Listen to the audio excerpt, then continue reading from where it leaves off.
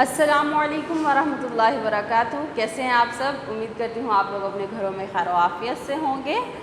6th class ہم اسلامیات کا lecture start کریں گے. اس سے پہلے ہم آج کا پیغام دیکھ لیتے ہیں. آج کا پیغام ہے فضول گفتگو نہیں کرنی.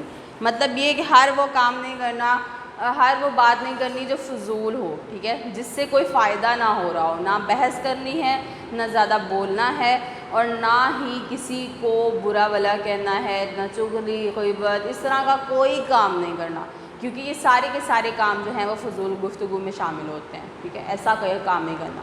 آج ہمارے لیکچر کو سٹارٹ کرتے ہیں. اسلامیات کلاس 6 صفحہ نمبر 33. عنوان کیا ہے ہمارا؟ فرما رواؤں کو دعوت اسلام. اس میں آج ہم پڑھیں گے کیسرے روم کے نام خط. سب سے پہلے ہم اپنے عنوان کو سمجھ لیتے ہیں. ہمارا عنوان ہے فرما رواؤں کو دعوت اسلام. اب فرما روا کون ہوتے ہیں؟ ٹھیک ہے بیٹا، آپ لوگوں نے 2 نام سنے ہوئے ہوں گے. ایک سب سے جو ایزی نام ہے وہ آپ نے سنا ہوگا فرما بردار. ٹھیک ہے، یہ نام آپ نے سنا ہوگا اور کئی دفعہ اس کو پڑھا ہوگا. آپ اردو میں بھی پڑھتے رہے ہو، کیونکہ آپ لوگ اپنی جو اپلیکیشن ہوتی ہے، اردو کی درخواست ہوتی ہے، اس کے اندر یہ ورڈ یوز کرتے ہو. فرما بردار کا مطلب ہوتا ہے کہ حکم ماننے والا یا حکم کی پیروی کرنے والا. ٹھیک ہے، یہ اسی کا اپوزٹ ہے، متضاد ورڈ ہے، اور اس کو کہتے ہیں فرما روا. فرما روا ایسا مطلب فرما بردار وہ ہو گیا جو حکم مانتا ہے یا حکم کی پیروی کرتا ہے. اب اس کا الٹ ہے ورڈ فرما روا، مطلب جو حکم دینے والا ہوتا ہے. ٹھیک ہے، اسے کیا کہتے ہیں؟ فرما روا کہتے ہیں. اب اس میں کون کون شامل ہو سکتے ہیں؟ بادشاہ ہو سکتا ہے، کوئی سردار ہو سکتا ہے، یا پھر جو ہے وہ کوئی پرنسپل، ٹیچر، مطلب کوئی لیڈر ہو سکتا ہے جو حکم دیتا ہو. ٹھیک ہے، کوئی ایسا لیڈر جو حکم دیتا ہو، وہ اسے ہم کیا کہتے ہیں؟ فرما روا کہتے ہیں. تو یہاں پہ یہ ورڈ یوز ہوا ہے فرما رواؤں کو دعوت اسلام. مطلب اس میں جو ہے وہ بادشاہ بھی شامل ہو جائیں گے اور سردار بھی شامل ہو جائیں گے، جن کو اسلام کی دعوت کے لیے جو ہے وہ خطوط بھیجے گئے تھے. آج ہم ان کے بارے میں پڑھیں گے. میں نے لاسٹ لیکچر میں آپ کو بتایا تھا کہ صلح حدیبیہ میں ایک یہ بھی جو ہے وہ رکھی گئی شرط کہ جو قبیلہ جس سے چاہے وہ الحاق کر لے، مطلب دوستی کر لے، کوئی کسی کو نہیں روکے گا. اسی بات کا فائدہ اٹھایا گیا، مسلمانوں نے اس سے بہت زیادہ فائدہ لیا اور یہ کام کیا کہ اب انہوں نے کھلے عام جو ہے وہ دوسرے ملکوں کے بادشاہوں، سرداروں کو خطوط کے ذریعے جو ہے وہ اسلام کی دعوت دینی شروع کی. اور یہ اسی دعوت کے بارے میں ہم پڑھیں گے کہ اس میں انہوں نے کس طرح جو ہے وہ خطوط لکھے اور کیسے دعوت دی. اس کے لیے آپ کو بیٹا پیج نمبر 33 اپنی بک کا کھولنا پڑے گا اور ہم اس سے پڑھیں گے، کیونکہ اس پہ نبی صلی اللہ علیہ وسلم کے بھیجے ہوئے خط کا ترجمہ موجود ہے جو ہم بک سے پڑھنے والے ہیں. کیسرے روم کے نام خط. سب سے پہلے ہم پڑھیں گے کیسرے روم کے نام خط. اب خط کیا ہے وہ پڑھ لیتے ہیں، اس کے بعد آگے اس کی ڈیٹیل پڑھیں گے. بسم اللہ الرحمن الرحیم. اللہ کے نبی نے جس کو بھی خط بھیجا اس کے خط کے سٹارٹ پہ بسم اللہ الرحمن الرحیم جو ہے وہ ضرور لکھا تھا. اس کی کیا وجہ تھی یہ ہم انشاءاللہ آگے یہ بھی جانیں گے. لکھا ہوا ہے اللہ کے بندے اور اس کے رسول صلی اللہ علیہ وآلہ وسلم کی جانب سے ہرقل عظیم روم کی طرف. ٹھیک ہے، سب سے پہلے لکھا کہ کس کی طرف سے ہے اور کس کو ملے گا. ٹھیک ہے، تو انہوں نے کہا کہ یہ اللہ کے بندے اور اس کے رسول محمد صلی اللہ علیہ وسلم کی طرف سے ہے. اور کس کو بھیجا انہوں نے ہرقل عظیم روم کو بھیجا ہے. اس شخص پر سلام جو ہدایت کی پیروی کرے، تم اسلام لاؤ سالم رہو گے. سب سے پہلے مین پوائنٹ کی بات کی ہے کہ ہم نے خط کیوں بھیجا ہے. ہم نے اس لیے بھیجا ہے، سب سے پہلے اس پہ سلامتی بھیجی جو اسلام قبول کر لے گا. ٹھیک ہے، اور پھر اس سے کہا کہ تم بھی اسلام لے آؤ، کیونکہ جو ہے وہ وہی بندہ سالم رہے گا جو اسلام قبول کر لے گا، مطلب دنیا میں بھی کامیاب اور آخرت میں بھی کامیاب ہوگا. اسلام لاؤ، اللہ تعالیٰ تمہیں تمہارا اجر 2 بار دے گا. 2 بار کیونکہ لکھا ہوا ہے، یہ ایک بادشاہ کو خط تھا. اگر وہ خود ایمان لے آتا ہے تو اس کے ایمان لانے کا ایک بار اجر اس کو ضرور ملے گا، لیکن اگر اس کے ایمان لانے سے اس کی عوام بھی جو ہے وہ ایمان لے آتی ہے تو اس عوام کا بھی اجر جو ہے وہ بادشاہ کو ضرور ملے گا۔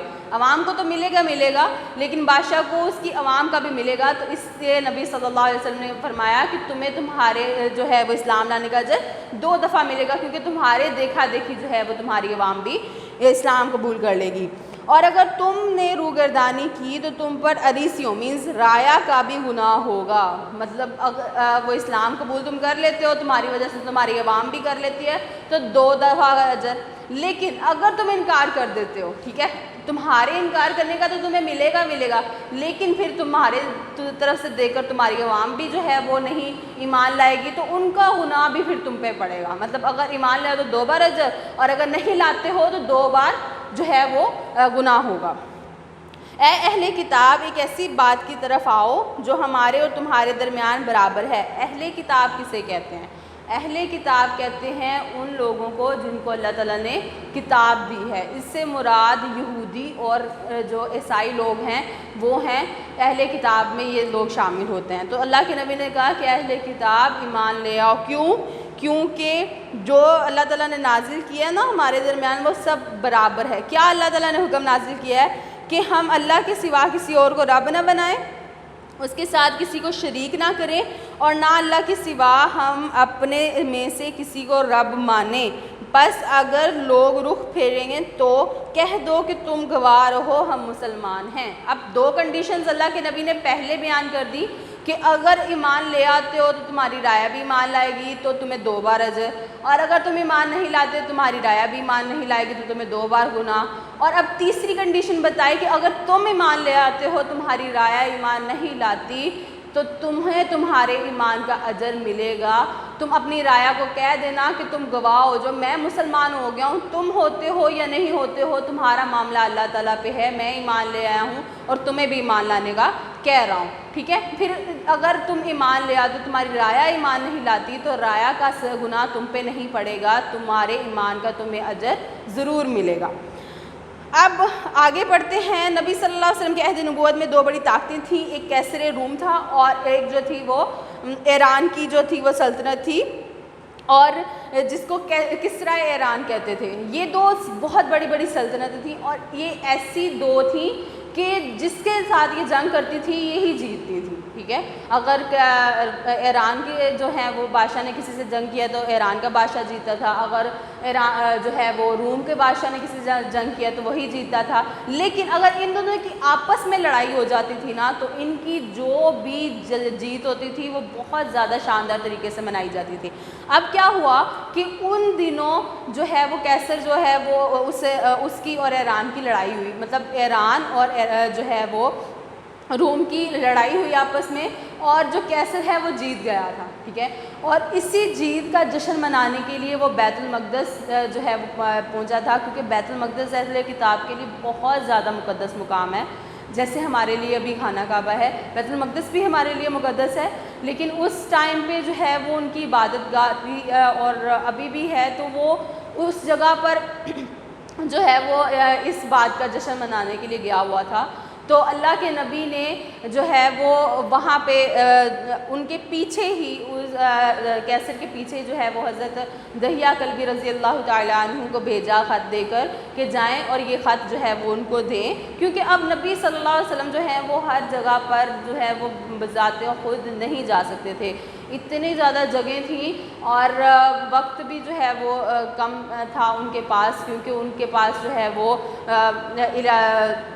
جو ہے وہ صرف 10 سال کا معاہدہ تھا، ٹھیک ہے، اس میں انہوں نے پورا کرنا تھا۔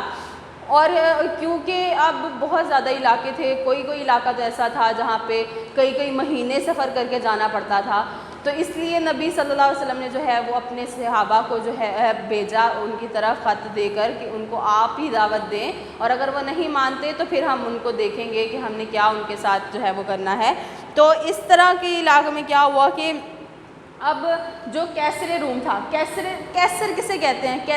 کیسر روم کے بادشاہ کا نام تھا، ٹھیک ہے، ریئل نیم اس کا ہرقل تھا، ٹھیک ہے، کیسر روم کا نام کیا تھا؟ ریئل نیم تھا اس کا ہرکل، اور ویسے اسے کیسر روم کہتے تھے کیونکہ کوئی جو بھی روم کا بادشاہ بنتا تھا اس کو کیسر کہا جاتا تھا، ٹھیک ہے.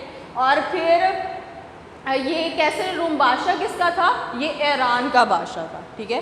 اور نبی صلی اللہ علیہ وسلم نے جو ہے وہ حضرت دحیہ کلبی رضی اللہ تعالیٰ عنہ کو اس کی طرف بھیجا خط دے کر، اور جب اس نے خط پڑھا تو اس نے کیا کیا، اب اسے معلوم ہو گیا تھا، اندازہ ہو گیا تھا، کیونکہ وہ بھی اہل کتاب تھا اور اللہ تعالیٰ کی کتاب میں یہ بات موجود تھی کہ آخری نبی آئے گا. اس کو تھوڑا اندازہ ہو گیا تھا کہ یہ جو ہے وہ ایک سچے نبی کی طرف سے مجھے خط آیا ہے. تو اب وہ جس جگہ پہ موجود تھا اسی جگہ پہ مکہ کا ایک سردار ابو سفیان جو ہے وہ وہاں پہ موجود تھا. وہ بہت زیادہ معتبر بھی مانا جاتا تھا اور وہاں پہ موجود تھا، اور جو تھا وہ تجارت کے لیے وہاں پہ گیا ہوا تھا. جب اسے پتہ چلا کہ روم کا جو بادشاہ ہے وہ بیت المقدس میں جشن منانے آیا تو وہ بھی چلا گیا اس سے ملنے کے لیے. اور جب وہ وہاں گیا اور روم کے بادشاہ کو خط ملا اور اسے یہ بھی پتہ چلا کہ عرب کا ایک سردار جو ہے وہ یہاں موجود ہے، تو اس نے کیا کیا، سب سے پہلے انہی کو بلا لیا، مطلب ابو سفیان کو بلایا کہ اس سے کویسچن کرے گا کہ یہ انسان کیسا ہے، کیا یہ اچھا انسان ہے یا نہیں، اور ان سے پوچھ کر پھر اندازہ کرے گا کہ میں نے اسلام قبول کرنا ہے کہ نہیں. اس نے کیا کیا، بلایا اور ان سے کئی سوالات کیے کہ وہ کیسا ہے اور وہ کس طرح کا جو ہے وہ انسان ہے. اور جو ہے وہ ابو سفیان نے اس کا صحیح جواب دے دیا کہ وہ کیسا انسان ہے، وہ ہمیں کس چیز کا حکم دیتا ہے اور اس کی امیج کیا بنی ہوئی ہے. اس طرح کے اس نے کویسچن کیے تھے. جب ابو سفیان نے صحیح طرح سے آنسر دے دیا تو ہرکل روم کو اندازہ ہو گیا کہ واقعی میں یہ سچا نبی ہے اور بالکل سچی بات کہہ رہا ہے. لیکن اب کیونکہ وہ ایک بادشاہ تھا اور اس کی جو بادشاہت تھی وہ اس کے وزیروں پہ ڈیپینڈ کر رہی تھی کہ بہت سے لوگوں نے مل کر اس کو بادشاہ بنایا ہوا تھا، اور وہ سارے کے سارے جو تھے وہ کافر تھے. کوئی اہل کتاب تھا، کوئی کسی کی پوجا کرتا تھا، کوئی کسی کی. تو اس نے یہ سوچا کہ اگر میں اسلام قبول کر لیتا ہوں تو میرے جو وزیر ہیں، جو میرے پیشوا ہیں، بڑے بڑے جو میرے ساتھ مل کر یہاں پہ میری بنائے ہوئے ہیں، میری امیج بنائے ہوئے ہیں، اگر میں ان کے خلاف جاتا ہوں تو وہ میرے خلاف ہو جائیں گے اور مجھے بادشاہت سے ہٹا دیں گے. بس اسی خوف کی وجہ سے اس نے اسلام قبول نہ کیا، ٹھیک ہے. خط پاس موجود ہونے کے باوجود، اس کو یہ معلوم ہونے کے باوجود کہ یہ ایک سچا نبی ہے اور سچی بات لے کے آیا ہے، صرف اس خوف سے کہ اس کے مذہبی پیشوا، اس کے وزیر اس کی مخالفت کریں گے، اس لیے اس نے اسلام کو قبول نہ کیا. یہ تھا کیسر روم کا ذکر کہ اس کو اللہ کے نبی نے خط بھیجا تو اس نے کیا کیا، اس نے ابو سفیان سے کو بلا کر اسے کویسچن کیے. اس کو یقین ہو گیا کہ یہ سچے نبی کی طرف سے جو ہے وہ میری طرف خط آیا ہے، لیکن اس نے اسلام اس لیے قبول نہ کیا کہ وہ ڈرتا تھا کہ کہیں اس کی بادشاہت اس سے چھن نہ جائے. آگے انشاءاللہ ہم جو ہے وہ مزید جو ہے وہ آگے اور بھی فرما روا کے بارے میں پڑھیں گے. بیٹا اس کو بہت اچھے سے ریوائز کر لیجئے گا اور یہ جو باتیں لکھی ہیں یہ ان کو بھی ذہن نشین کر لیں کہ کیسے روم کون تھا، وہ کہاں کا بادشاہ تھا، اس کا اصل نام کیا تھا، اس کی طرف خط کون لے کے آیا تھا، تاکہ آپ لوگوں کو اس کو یاد رکھنے میں اور اس کو جو ہے وہ آگے سمجھنے میں اور زیادہ آسانی ہو جائے. اپنا بہت سارا خیال رکھیے گا. السلام علیکم ورحمۃ اللہ وبرکاتہ.